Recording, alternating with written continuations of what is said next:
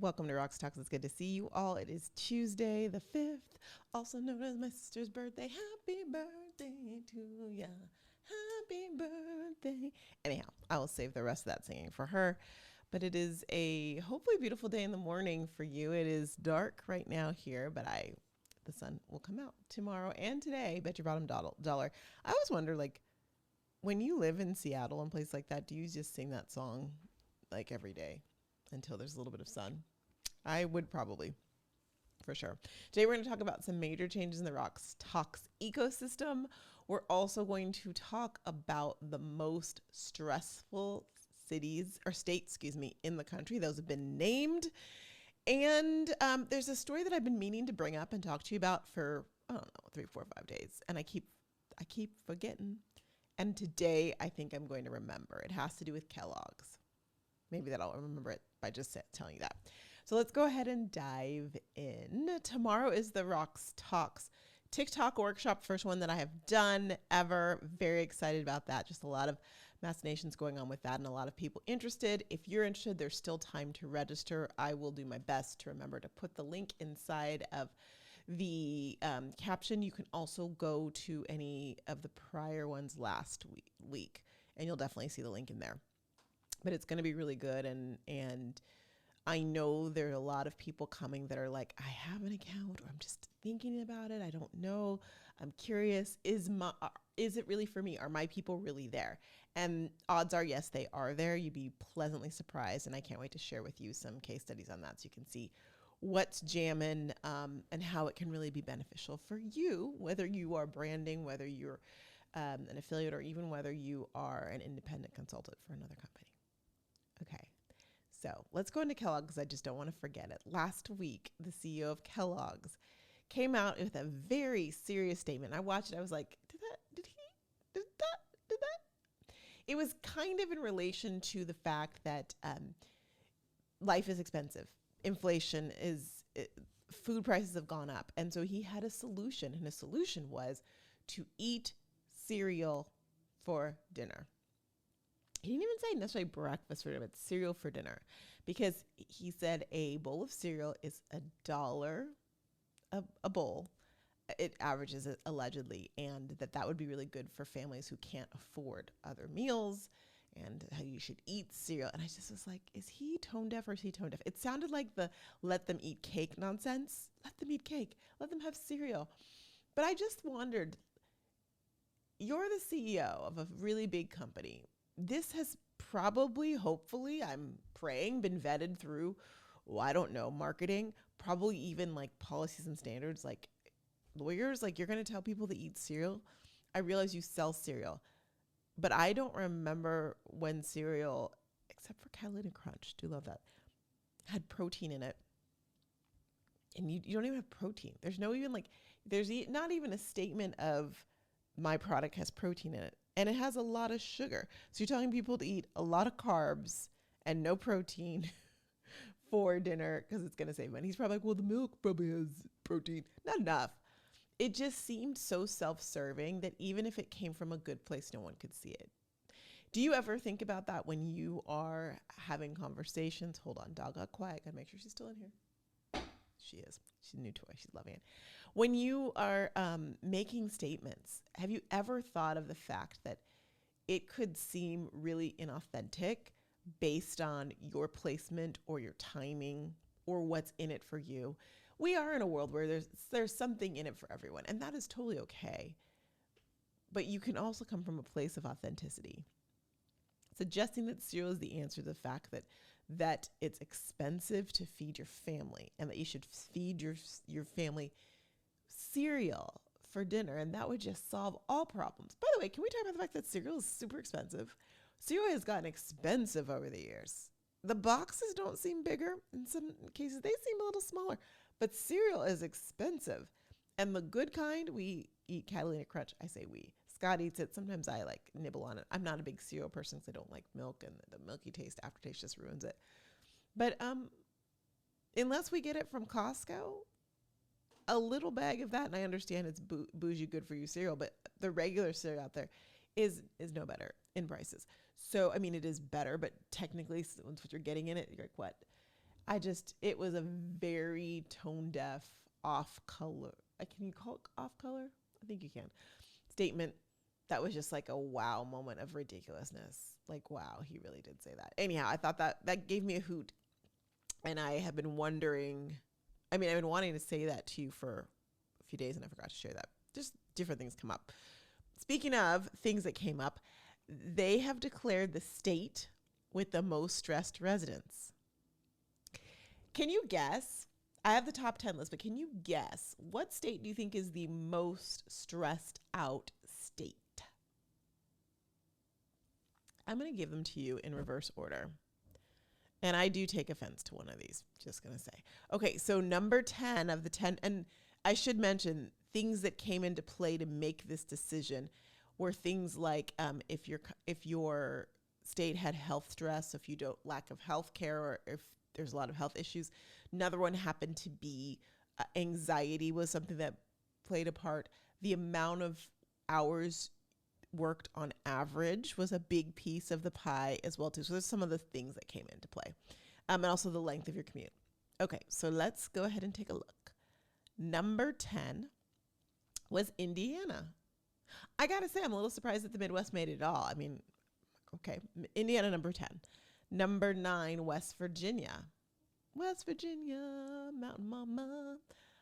Number 8, I take offense to because it's Arizona. I just got here. I'm like, don't tell me it's stressed. Don't do that to me. But it is on the list, number 8. Number 7, Georgia. Georgia, you're stressed out. I'm not really kind of surprised.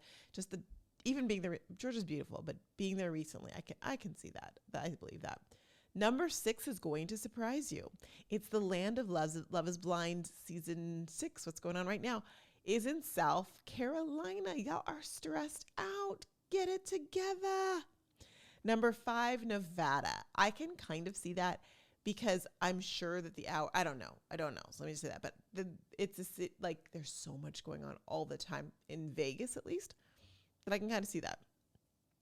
Number 4, Louisiana, another tourist town, or state, I should say.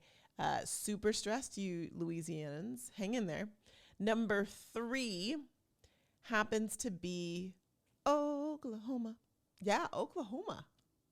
Now, Texans would be happy to hear that, but Oklahoma made the list for number 3. Health stress was a big reason, and anxiety, or depression. Depression was another variable, and there's a lot of depressed people, according to this study, inside of Oklahoma. Number 2, Alabama. Let me just say what it says. Due to work stress and health stress is why you're number 2, Alabamans. And residents of the heart of Dixie worked more hours than most Americans, earned a lot less, and had one of the highest divorce rates. Okay. That's a great, come to our state. Poor things. Okay, that was number 3. That was number 2. Number 1, drumroll please. What was your guess? Say it loud, say it proud. There's a song for this one too. Okay. You're not going to know it though. You might. Tennessee. Lord, I've been in this place. Tennessee. You know that song. Tennessee is number 1. Tennessee. Here's why. You were probably thinking it was going to be California. You were probably thinking New York was going to be on the list. Au contraire, mon frère. Not stressed. It's kind of like, I would say, being that I lived in California for 7 years, it's like we live rent free in everyone else in the country's head, but we're chilling like villains. Okay, so number 1, and it says because, first of all, they Tennesseans, you're number 1 because of this. Health stress is huge there. Coming in 3rd place for the highest level of depression prevalence, 24.4% of those Tennesseans that were, in this survey or however they figured it out, were depressed. That's sad. 15.5% of residents also said physical health isn't good for more than 14 days a month. Ouch. And more to that, it said that you work number 3 in the working the most hours. averaging 42.3-hour work week. And you scored pretty low on when it came to residents' yearly income and the ability to work from home, which was another factor in this. You had one of the longest average commute times. So definitely something to consider. So you see, I'm like, look at that. I know they said New York had one of the highest average commute times, like 33 point something minutes, but they weren't one of the highest hours worked. So yeah, they commute a lot, but they don't work much. There you go. There's a list. Speaking of places, I thought this was really interesting. Have you seen the video that just was released by Miami? It was basically they're breaking up with spring break. Last year, if you remember, there was like big, I don't want to call it, it wasn't right. It was just out of hand and they had to do curfews and there was just a bunch of vandalism, all these things because that's like the spring break place. Let's go to Miami Beach. So they did this whole commercial saying, don't come. You misbehaved. You ruined it for everyone else. There's going to be high fines, $100 parking spaces, DUI checkpoints, curfews, beach, like this, all this. They said, just don't come. You're not going to like it. Don't come. And I thought that was interesting because what is today? It's like March 5th. I know the day. They released this a couple days ago. I would think, just personally, my dog is chewing my toe. I would think if you don't want people to come for spring break, you got to give them more warning than 2 weeks or a week. I mean, I'm sure they've made their plans already. So now, hold on. I'm getting, hi, you want to come up here? You're giving them like no time. Hold, please. Let me get the dog. Come here. Oh, yeah. You don't get to nibble on my feet and you don't get up here. You give them like no time. People make plane tickets. I mean, I know they're college students, but don't assume they don't make plans. They're not like, and not everyone's like, okay, a week before, where are we going for spring break? Let's fly to Miami. No, that's something they've planned for a while. I think they should have released this in January. To release it now seems a little bit late. So for their sakes and for those who are spring breaking, I hope that, feels so good. She's like nuzzling. They figure their stuff out, but I'm like, why would you just release that now? Give people a little bit more notice. Dang. But good for them for taking the stand and going, enough is enough. Some states and some cities would just be like, well, this is it. If we want the money from spring breakers, which I'm not convinced the money's there. They're like, after you're out of your spring break phase, we can consider getting back together. But I mean, I'm sure they make a lot of money, but at what cost? And I think they've reached the threshold last year. So do not, if you are a spring breaker listening, which you probably aren't, but if you are, don't go to Miami Beach. They don't want you there this year. Don't go. All right. Did I tell you about, I haven't told you about, okay, so big changes. Sorry. She's nuzzling and tickling. So, Rocks Talks, the website, has moved, although I'm impatiently waiting for it to go live.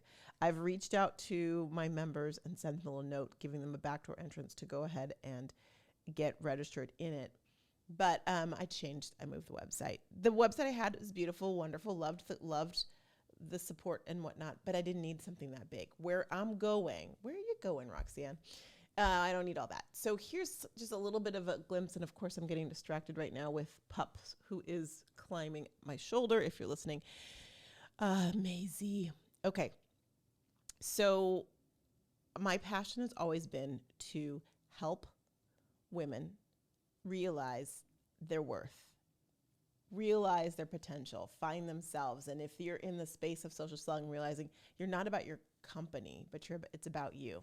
And my greatest joy is when one of my clients comes to me and I'm coaching and is like, you know what I realize? I'm passionate about XYZ and I want to dive into that. I'm like, you dive, baby, you dive.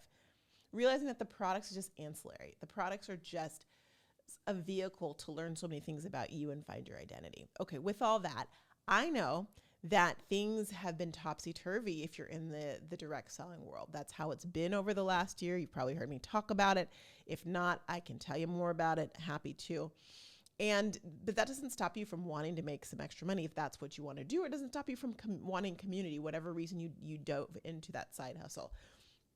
And so I am going to be doing some workshops. First one is tomorrow. TikTok, make it jump, Daddy Mac, where I basically show you other ways for you to get your voice out there, to get influence, to, if you want to affiliate market, do affiliate marketing. I'm tired of seeing the affiliate marketing things out there. Like, you can make X amount of thousands of dollars, just like this.